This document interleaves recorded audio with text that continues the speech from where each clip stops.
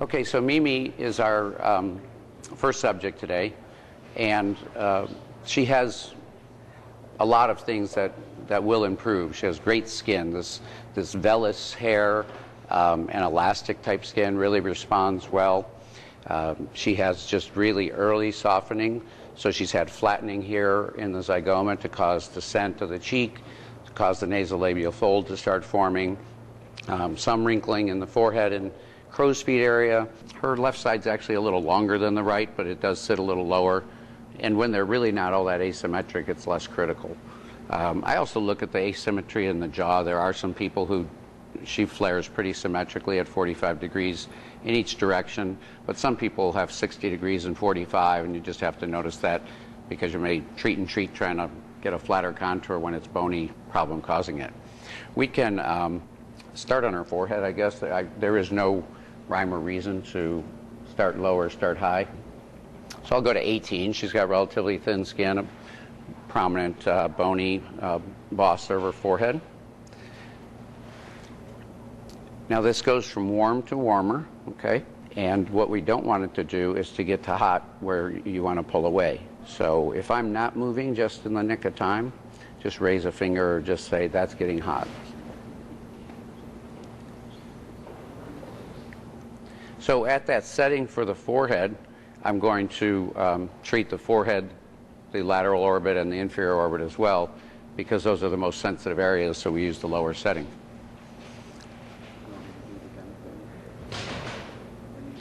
That's okay. So I'll use the handpiece. I'll make contact with the skin. Again, I kind of like to get into the habit of using your handpiece to spread your gel, and that way you'll never activate it before you touch. And then we just activate it.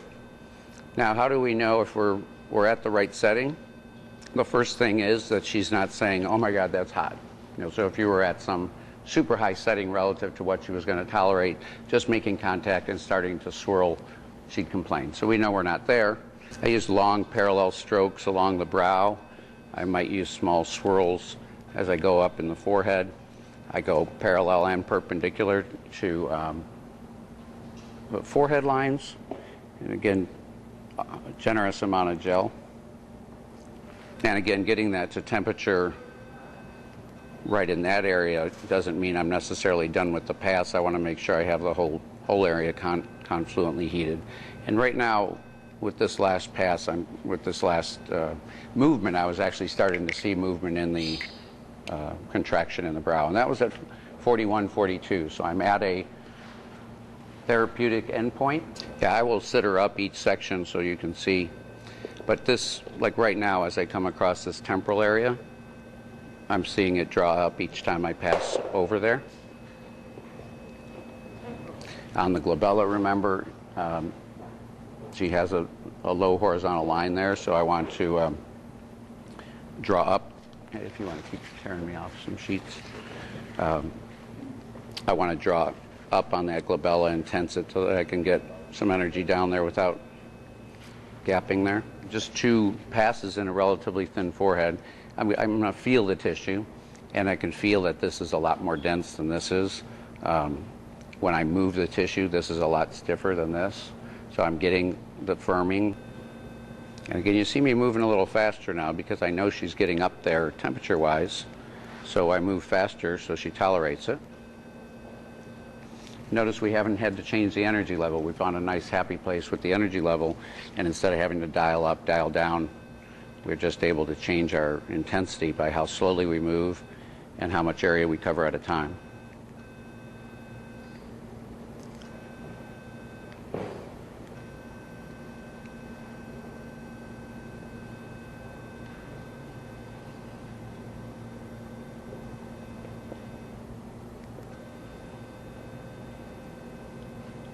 That brow keeps twitching up every time I get near it. That's nice response.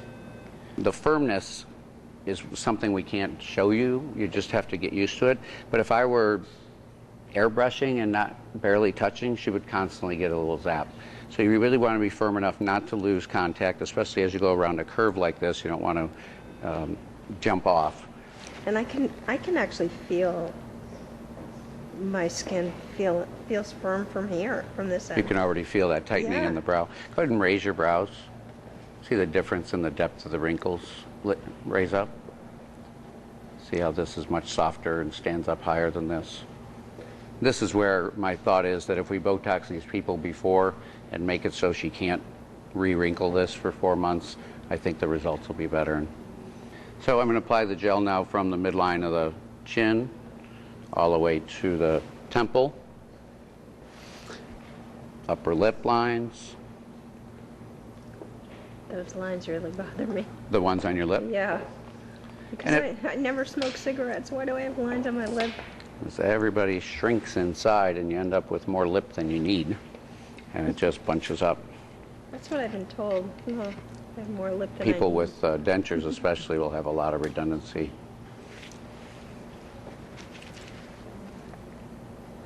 Okay, so I turned she was treated at 18, which is a relatively low temperature for the forehead. She's a small person, so I'm going to start at 28 with her, whereas I might start at 34 or so on John, for instance. And again, you want to find a temperature where you can work at a reasonable speed so you don't take too long, but where you're just not hurting the patient. So I want to work from the jawline. I'll start swooping under there in a little bit, and I circle the mouth. You can hold a little pressure from the other side on the lip lines.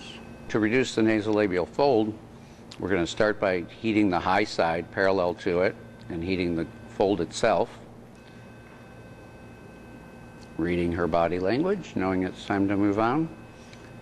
And then I work this J-shaped area where we're really going to emphasize the contraction and push her malar prominence up.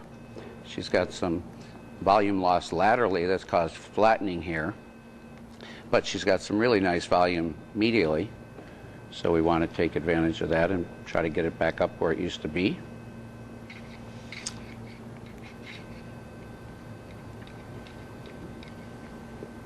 So this is about the third time I've had to go over it to get it up to temperature, and you see she's reacted already a little, and I've persisted just because I want to make sure I have the whole treatment area. And on the temple, now that you've turned it up and you're going back on the temple, which is relatively sensitive, you hear me going on and off, and I'm just treating more gingerly there.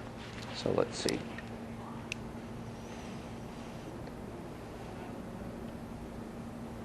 .42 down here in the lower cheek, only about 35 up there on the temple. 40, so that's pretty confluently heated. So this is just a single pass. Turn your face this way. And this is this pinch test. And granted, it's slippery over here, but tell them what you can feel in the texture of your face. I can feel it from here. I feel like I'm missing some skin over there. Yeah, it's just a great initial response. So this is that pinch test, and the patients really do get excited about it. It lets you assess what you're getting to. And again, she's got this nice soft fat pad, but not too soft. So I'm going to, again, help push that up. I may heat over it a few times, but I don't want to lower that too much for her. All right, so about now is when I'm actually seeing it contract as I go over it. So you'll get to a point with every patient where, as I go back and forth here, I'm literally seeing it kind of shrink under my probe, getting even tighter. And so we know we've gotten beyond the point of initial contraction, and now we'll see how long it takes to get to the point of minimal further contraction.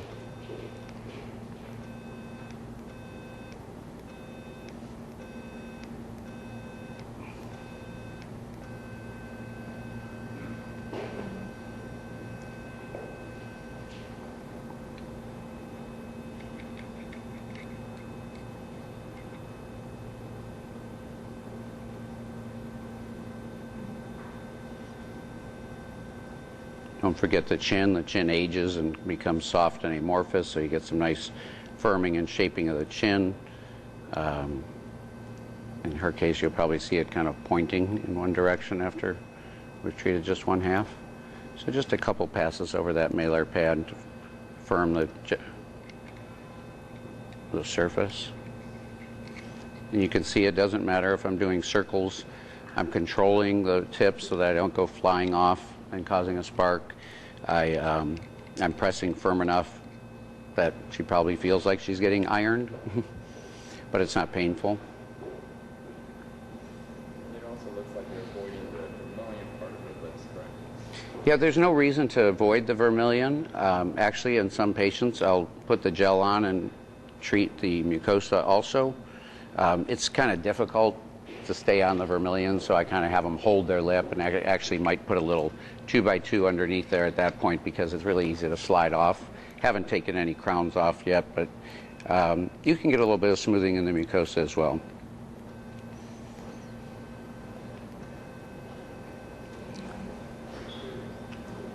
Where are you from on a scale of 1 to 10? Where is it heat-wise right now? 5 or 6. Okay, so watch what happens at 5 or 6. If I decrease how much area I'm covering, now it only takes a little bit of time to get up to 8. Yeah. So you just kind of know, you'll learn. My patients realize that if I'm asking, is that too hot, they know it's about to get too hot. Because I know from the redness, and again, I'm feeling heat radiate off the patient on the back of my hand. I know that I'm getting close. Okay, go ahead and sit up and let's see how things look. Swing you around toward the camera there. Let's see what you think. Oh, wow. Unprovoked wow, that's what we go for every time. This here, I used to have a really big thing here. And And look, you know, one side definitely doesn't match the other. She has a big difference in her nasolabial fold. yeah, if you look at the depth of the angle of her nasolabial fold, that's what indicates the cheek's gone up. Her brow is higher. Yeah. So again, I would warn her that the brow and this area, the jawline, is going to be a little puffy day 2, 3, 4 because there's a lot of heat accumulated there that's going to continue to cause some mild swelling, which is all part of the healing process. And that eliminates the phone calls from people who think it's going away. And then, of course, at 4 or 5 weeks, it'll be really solid. But your real goal is to go to that unprovoked wow in every case, and it's really not unusual at all. Yeah, I really see a difference, and there used to be some real strong lines here.